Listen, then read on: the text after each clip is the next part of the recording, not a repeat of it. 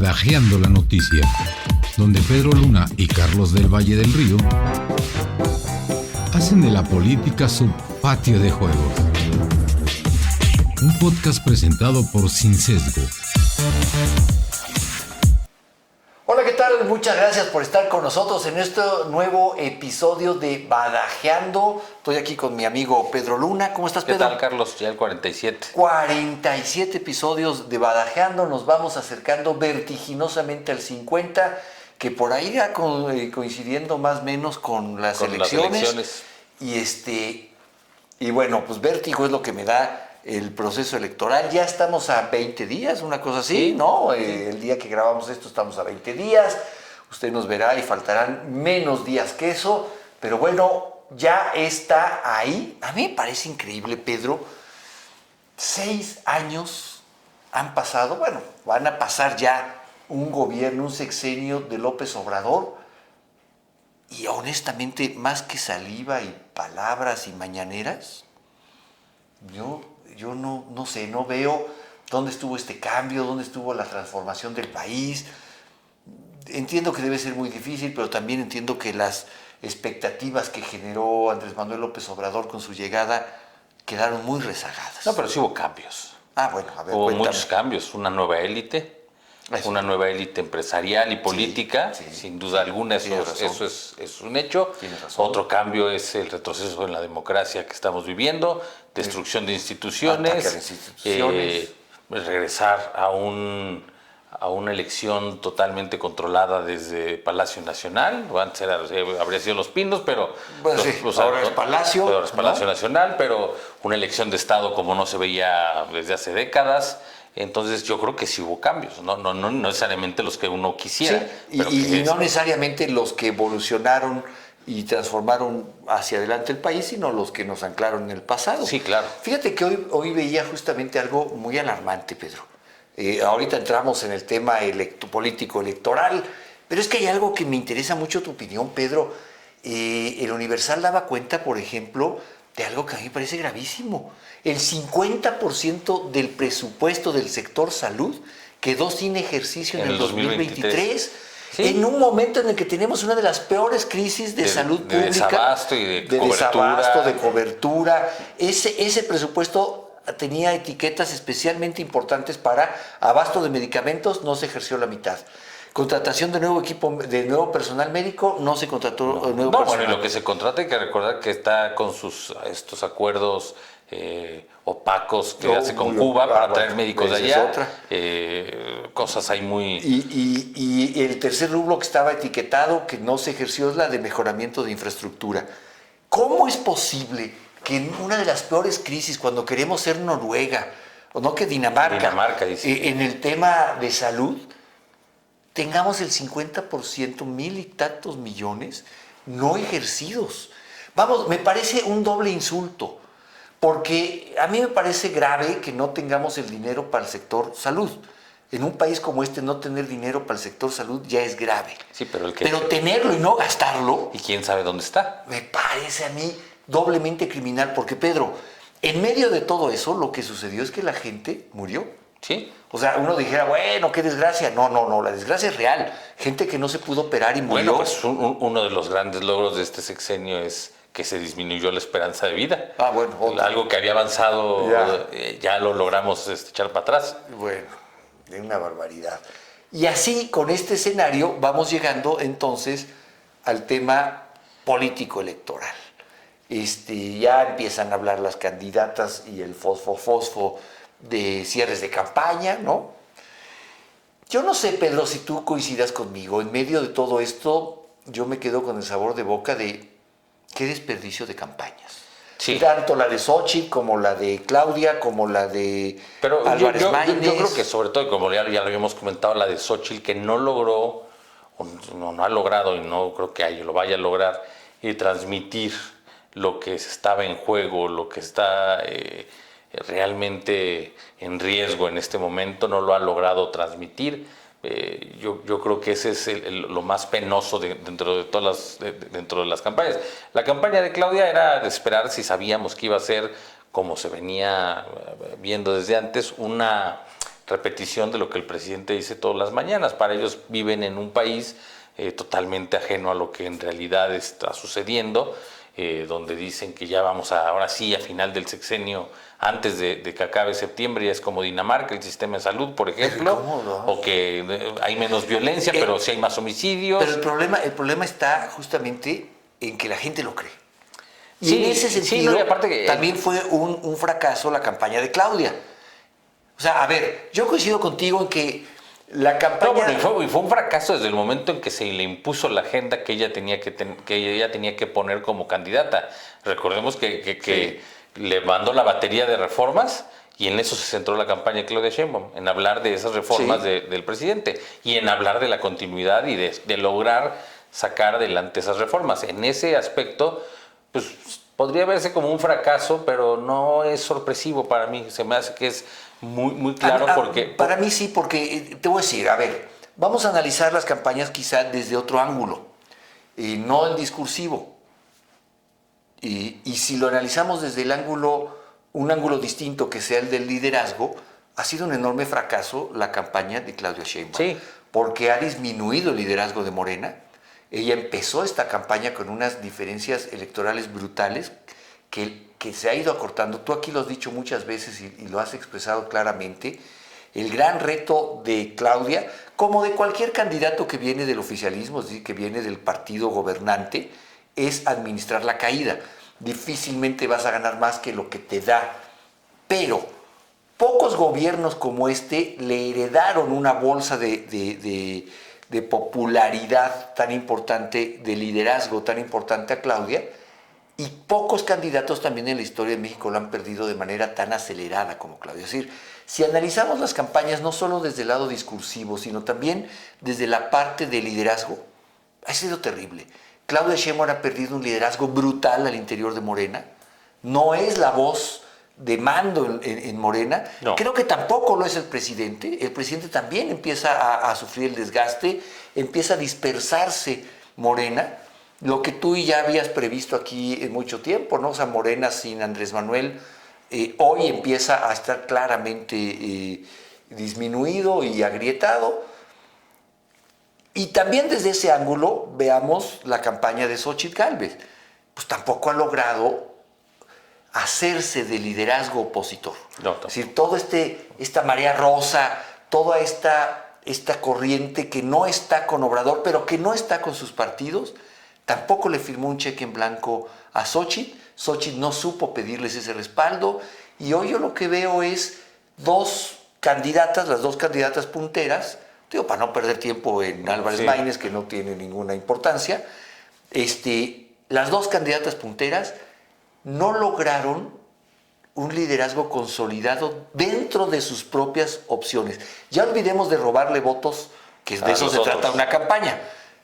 No lograron consolidar el liderazgo de la oposición y de Morena, y eso genera partidos un poco movedizos, en arenas movedizas de cara al próximo gobierno. Sí, y bueno, del tema que mencionas de Xóchitl, habrá que ver también qué pasa en la marcha, que va a haber. No, yo creo que va a ser un enorme éxito. Sí, bueno, pero vamos a ver también cómo es recibida. No, todavía no. Yo creo que con un enorme éxito. Sí, eso puede ser bueno, eso puede ser positivo, un buen impulso para los últimos días de campaña. Yo creo que sí, yo creo que por eso incluso se echa el trompo a la uña de, pues órale, me lo quieren contabilizar como acto de campaña. Sí, dijo, adelante. A ver, ¿qué me importa? Yo creo que sí, porque y además coincide con que es el último debate. Ella dijo, de ahí me voy al debate, sí. ¿no? Ahí me voy y si llevo serpentinas en la cabeza, así me voy al debate. ¿Qué es otra? Otra cosa que hay que criticar de ese proceso electoral es no logramos encontrarle al tema de los debates. No logramos hacer que sea el que parecía que iba a ser el más interesante, que este tercero que ya lo deslactosaron, ¿no? Exactamente. Sí. Pero ¿quiénes? Vamos, los mismos partidos quitan. ¿Por qué? Porque tienen miedo. Claro. Ellos mismos tienen miedo y te lo comentaba el otro día que platicábamos sobre el libro que sacó Anabel Hernández, último, que en cualquier país del mundo sería un escándalo mayúsculo. En cualquier país. Y además, si uno lee el informe de drogas que sacó la DEA la semana pasada, pues parece que uno acaba, o sea, yo que leí el libro y leí el informe, pues tienen la misma información. Sí, no, sí, sí. O sea, no hay algo que pueda decir, bueno, si se complementan tan bien que las otras partes del libro, bueno, pues seguramente podrían ser, pero ¿por qué no lo retoma nadie?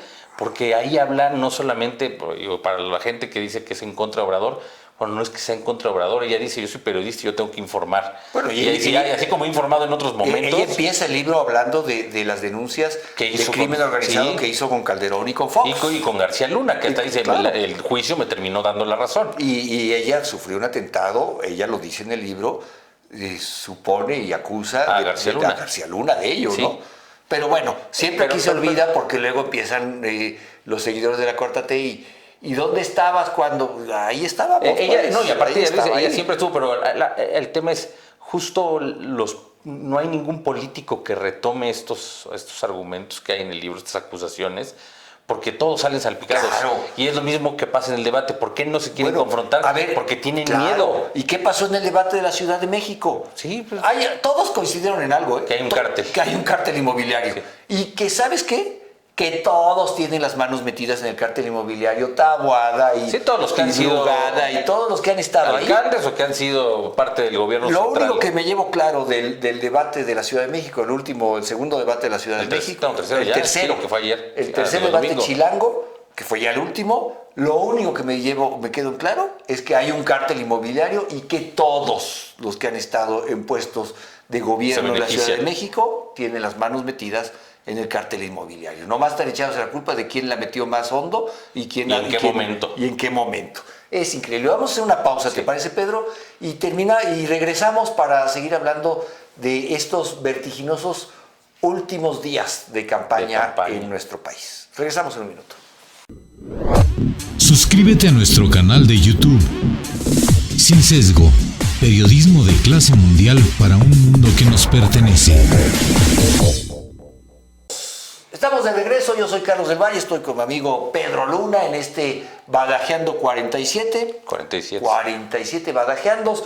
Veníamos platicando de lo un poco decepcionante que han resultado las campañas electorales. Y otro, que aunque pareciera intrascendente, yo no lo veo intrascendente el tema de Álvarez Maínez, te voy a decir. A ver, porque yo no le encuentro, aparte de ser un esquirón de la campaña, ¿no? Exactamente, yo creo que pasará la historia como parte de este grupo encabezado por Dante Delgado que se vendió, se vendió para apoyar a Morena.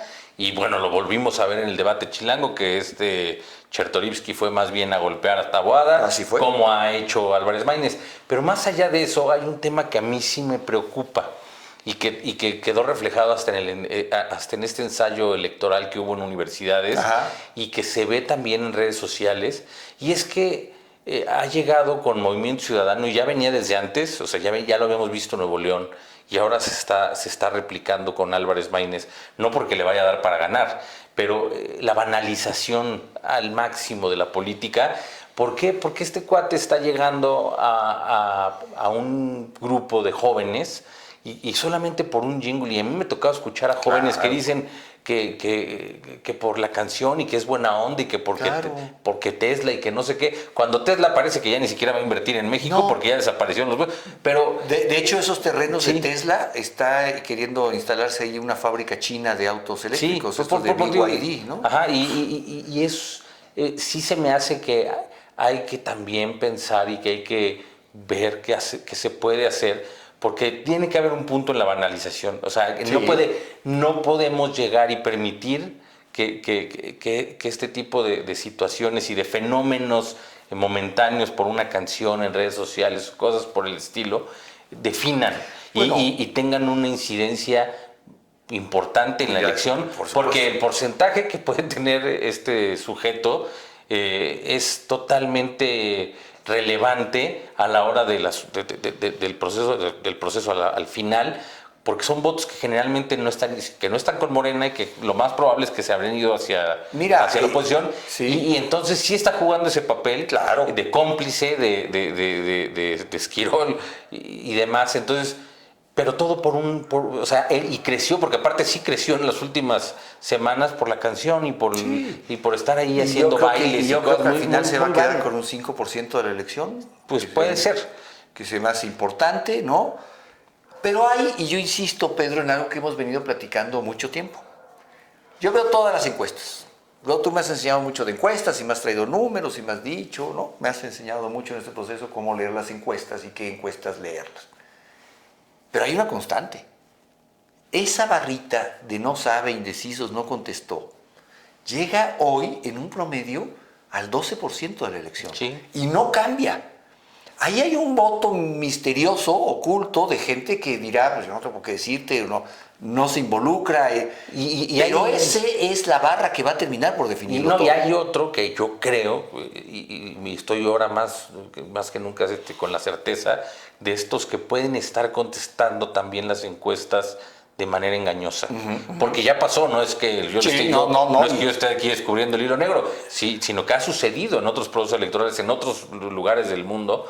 Y yo creo que podría también estar pasando aquí por el temor, tanto al crimen organizado como a las represalias que podría haber en los programas sociales. Sí. Entonces, ese también es algo importante. Y justamente también es un tema importante que hay que estar muy pendientes el día de la elección, en el tema de la cobertura de las casillas, porque nadie puede cubrir las casillas más que Morena, que se hizo del aparato que antes tenía el PRI, que son lo que ellos tienen, y además el otro factor que existe y que puede estar en todas las casillas es el crimen organizado. Bueno, a ver, y que es un jugador hoy más que nunca presente y a un nivel descarado. Además, sí. Mira, a ver, Pedro, hay reportes del propio Instituto Nacional Electoral de la semana pasada en el que daba cuentas de, por ejemplo, en Jalisco, 350 funcionarios de casilla renunciaron. Sí. Y en San Luis Potosí, cerca de 500 funcionarios de casilla también llegaron y dijeron, ¿saben qué? No cuenten conmigo. Hay que recordar algo. ¿Qué dice la ley electoral en esto? Que se hace un proceso de insaculación. Primero por el mes del año en el que naciste y después por la letra de tu apellido. Y entonces van a tu casa y dicen, oiga, señor don Pedro Luna, fíjese que usted salió insaculado.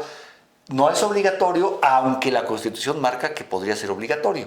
La Constitución marca claramente que solamente hay dos formas de obligarte a trabajar, o sea, de trabajo obligatorio. Y uno es el Servicio Militar Nacional y otro es ser funcionario de casilla. Hay un tercero que pone la Constitución, pero que en México está en desuso, que es ser parte de un jurado, ¿no? De un jurado en un juicio. En México no tenemos la figura de jurado, pero la Constitución establece que estos tres son trabajos obligatorios, en los que te puede decir, usted quedó como funcionario de casilla a fuerzas. Pero para que no haya problemas, se ha hecho que lleguen a tu casa y te dicen, oiga, don Pedro, ¿usted quiere? No, sí quiero. Te capacitan y luego hasta juras, ahí prometo, ¿no? Guardar y hacer todo. Pero ¿qué dice la Constitución? La Constitución establece claramente que se nombran 10 funcionarios de casilla, 5 titulares, 5 suplentes, el presidente, los secretarios, los escrutadores. Y si no se presentan, los primeros formados en la fila son los que se quedan. Sin capacitación de por medio, pase usted, el primero es presidente, el segundo es secretario, los siguientes 3 son escrutadores, los siguientes 5 son los suplentes.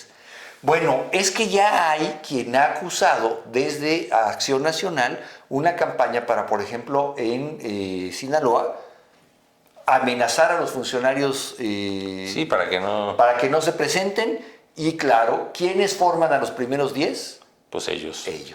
Y aguas. Ahí puede haber un problema muy serio. Sí, es uno de las múltiples denuncias que hay y de los múltiples riesgos porque, como te digo, hoy más que nunca el crimen organizado va a jugar un papel fundamental en el desarrollo de la elección. También me llamó la atención hoy una declaración que hace Luis Donaldo Colosio, que creo que ha sido el más prudente de todos los de... Sí. No el único, pero dentro de las voces más prudentes. Y ha sido congruente con su postura inicial y la sigue sosteniendo. Y que él sí dice que debería de haber una declinación. O sea, le preguntaron en una entrevista y él dice que sí, que lo más... Hablando de una oposición responsable, eso es lo que debería haber. Pero el tema es que su compañero y su amigo... ¿Y cuál fue la reacción de Maínez? Empezar a machacar con que ya voy en segundo lugar, ya rebasé al PRI, al PRI PAN PRD, ¿no? A la alianza, Y pues qué bueno que haya una declinación, que declinen a mi favor. Sí. ¿No? O sea, inmediatamente la respuesta fue machacar una y otra vez con que yo ya estoy en segundo lugar, ya esto es una competencia entre Claudia y mía, lo cual a mí me da a pensar que entonces eso también dificulta que Maínez decline a favor de Claudia. Sí. Porque si vienes diciendo que vas en segundo lugar, ¿por qué vas a declinarías a favor del Sí, primero? más ¿no? bien va a Sería una terminar locura. haciendo el papel ahí de incómodo. Así será, ¿no? Y también otro tema que creo que es importante y que muestra y que creo que le llega en mal momento a la 4T es esta crisis energética que está en el país. Además, que claro, tiene que ver evidentemente con la mala administración y con las malas decisiones gubernamentales que se han dado desde el principio sexenio y que está enfrentando ahora con estas olas de calor el país, apagones en todas partes y que corre el riesgo de hacerse, de que se transforme o sea algo ya cotidiano, algo continuo, claro. porque está en crisis Bueno, pero Pedro, a ver, hacia el cierre de campañas tenemos la crisis energética, que es muy grave. Llegaron a sumarse hace unos días hasta 14 estados con apagones generalizados. Sí. Y aparte de esos, hasta 6 estados más con apagones intermitentes. Súmale la crisis energética, que a todas luces es una mala gestión de la red eléctrica, de la generación eléctrica, otra vez inundado de ideología, y la ideología de la soberanía nos mandó... Sí, con unas ideas nacionalistas. Unas ideas absurdas de hace 70 años, pero súmale también el tema hídrico, el agua también. Que no hay agua. Ciertamente la sequía no es problema del gobierno, pero sí preverla. Sí, las decisiones que se tomen para administrar. Para administrar el recurso, para tener obras de infraestructura que permitan, que nos hicieron, porque pues ¿para qué? Y tercero, lo que platicamos al principio, lo de salud. Cualquiera pensaría... No, y la inseguridad. Bueno, o sea, de las principales funciones del Estado no las está cumpliendo. Claro que no, porque aquí se interpretó que la principal función del presidente de la República es tener una conferencia de prensa que su programa televisivo. Su programa todos de televisión, el aló presidente mexicano, todos los días. Fíjate, Pedro, cuando yo veía el aló presidente, y lo pongo en antecedente, aló presidente es el programa de Nicolás Maduro, que antes tuvo Hugo Chávez en Venezuela, que era los sábados. Sí. Y se aventaba 6, 7 horas hablando, ¿no? Y decía que se expropie. Y que se expropie. Yo decía, ¿de veras cómo alguien puede soportar 6 horas de programa los sábados? Pues ¿quién me iba a decir que los mexicanos íbamos a tener que soportar 3 horas diarias de mentiras en la televisión? Sí. No, es bueno para que veas. Y lo malo es que en cuanto a propaganda, bueno, le ha funcionado porque, como lo hemos platicado, ha sido difícil contrarrestar ese foro. Pero yo creo que al final se está dando esto que tú empezabas a plantear ahorita. ¿Por qué la gente está contestando, o podría estar contestando de manera sesgada, de manera no necesariamente que refleja la realidad, las encuestas? Porque se da un proceso por abajo en el que, ok, tú habla tus 3 horas. ¿A quién le llega? Te doy un dato, que lo publicó el diario El Financiero hace unos 15 días. Ya la mañanera ya no se ve como ya antes. no se ve, no. En Facebook, en YouTube, que es por donde la gente fundamentalmente lo veía, llegó a tener un pico de casi 4 millones de gentes viéndolo, 3.800. Sí, creo que está en 300,000 o algo así. Ahora anda en menos de 300,000, 280 y tantos mil. O sea, ¿qué quiere decir esto? Los que ya compraron a Andrés Manuel ya lo compraron tanto al nivel de ya, mira, lo que me digas yo estoy contigo, pero ya no me marees.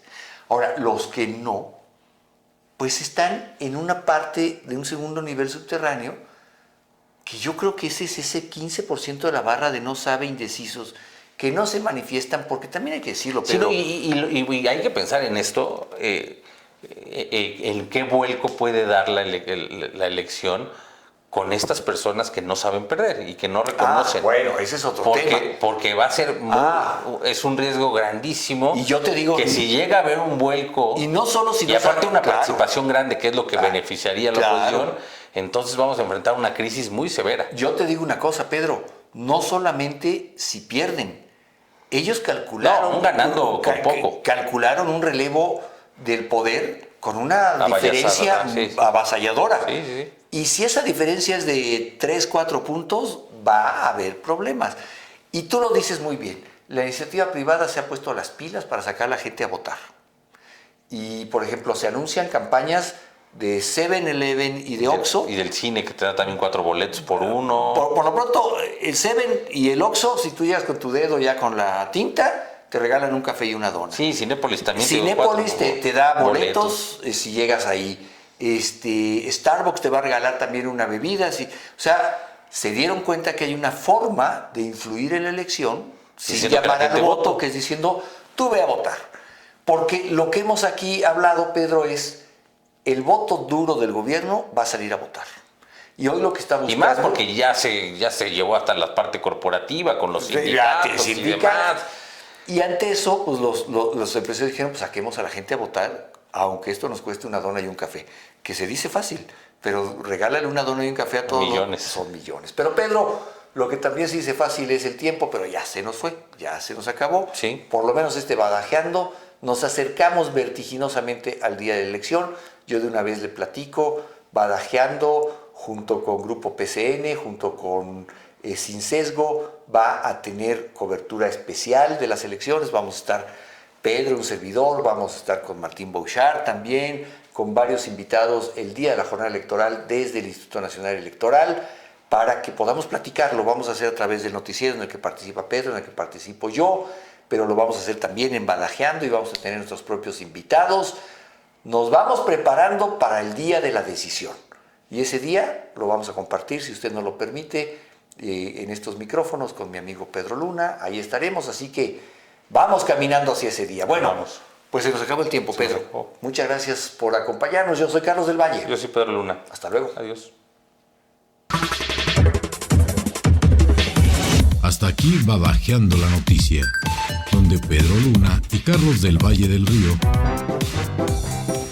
hacen de la política su patio de juegos. Un podcast presentado por Sin Sesgo.